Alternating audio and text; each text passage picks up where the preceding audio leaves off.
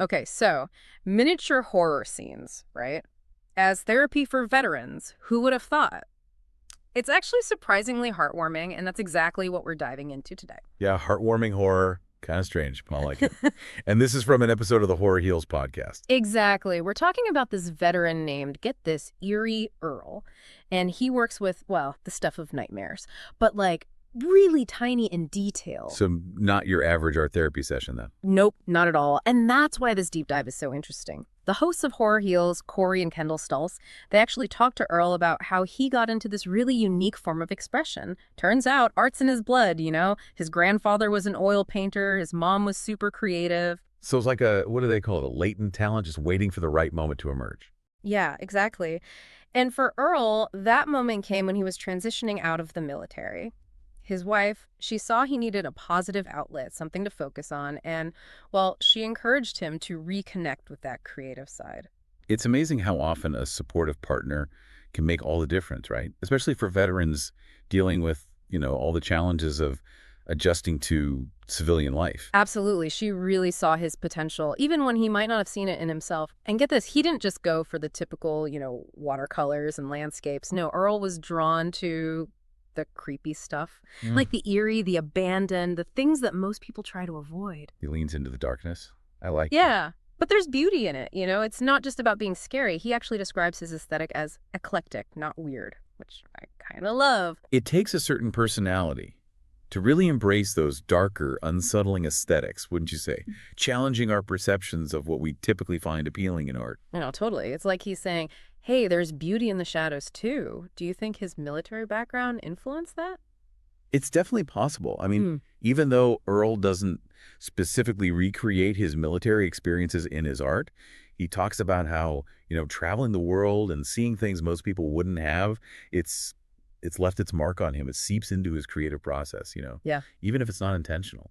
That makes sense. It's like how musicians pour their emotions into their music, even if the lyrics aren't directly about their life. Exactly. It becomes part of their artistic DNA. And this reminds me of other artists, too, like Tom Savini, the special effects guru. Oh, yeah. He did all those amazing and gruesome effects for horror movies. All right. So Savini, before all that, he was a combat photographer in Vietnam. And it just goes to show how those intense, sometimes traumatic experiences can really fuel artistic expression, especially in a genre like horror. Wow, I had no idea about Savini's background. See, this is why we do these deep dives. Mm-hmm. Okay, so back to Earl. His approach to horror is fascinating. He calls it quiet creepy, which is such a perfectly descriptive phrase. What do you think he means by that? It's brilliant, right? Quite creepy. It speaks to that subtler side of horror. Like, it's not about in-your-face gore. It's more about atmosphere, suggestion, the dread that lingers. Oh, I totally get that. It's like the difference between someone jumping out and yelling, boo, and that feeling when you're home alone, and you could swear you heard something creak in the other room. Yes, exactly. It gets under your skin. And Earl manages to create this feeling in miniature, which just adds a whole other level of complexity. It's true. Shrinking something down forces you to pay attention to the detail in a different way. Mm-hmm. I remember he even said people engage with his art differently because of its scale. Like they have to lean in, their eyes scanning every tiny detail. It's like he invites the viewer to become a co-creator of the story. He described one piece, an abandoned baby carriage, with this worn teddy bear. Its ear was torn, and it's just left against this weathered brick wall, half hidden by leaves and grime. Nothing overtly gruesome. But still so unsettling. Exactly. And it makes you wonder, what happened here? Who was this child? Why were they left behind? Everyone brings their own interpretation to it, their own fears. Right. It's like a mirror to our subconscious. Exactly. And that's the power of art like this, especially when it embraces the uncanny and unsettling. It lets us confront those darker emotions in a safe way. For sure.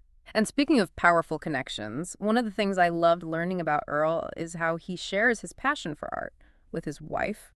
It sounds like they have a really special bond. Yeah, a bond strengthened by their shared love of creativity. They even made a shared studio in their house so they could work side by side. That's dedication. What a dream. Right. And his wife, she mostly works with watercolors, textiles, things like that. Very different from Earl's art, but he was talking about how supportive she is of his work. I love that. It's more than just having a hobby. It's about mutual support and understanding, Mm. finding inspiration in each other. It's like having your own personal cheerleader in your corner, someone who gets your creative struggles. And get this, they've even started showing their art together at local markets.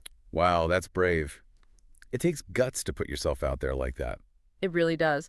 And for Earl, getting that validation from other people, seeing his art resonate with them, it's been a huge part of his journey. He talked about how amazing it feels when someone connects with his work emotionally. It's like this unspoken understanding of, you get it, you see what I see. That feeling of I'm not alone, Yeah. which can be so powerful for veterans. Yeah. It makes you think of finding your people, your tribe. And for Earl, that sense of belonging goes way beyond art markets. This is where his story takes an even more inspiring turn with this nonprofit called Artists in Arms. Artists in Arms, it's not just a cool name, is it? This is about veterans finding support, especially those who are, struggling after their service. And art can be a powerful tool for that. It really can be. It's like bridging that gap between military life and civilian life, finding a way to process and express those experiences. And for Earl, it sounds like that journey started with his wife.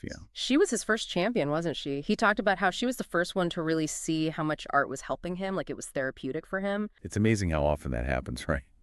We think of therapy as this formal thing, but sometimes the most healing happens in those everyday moments with the people who know us best. That's so true. Just that encouragement, that space to be vulnerable and explore those darker emotions, it can make all the difference. And for Earl, that support from his wife, it's like it gave him permission to turn those experiences into something positive, something beautiful even. It's like his wife gave him the key, and Artists in Arms opened the door to a whole community that gets it, Right. They're not just painting happy little trees, are they? Not at all.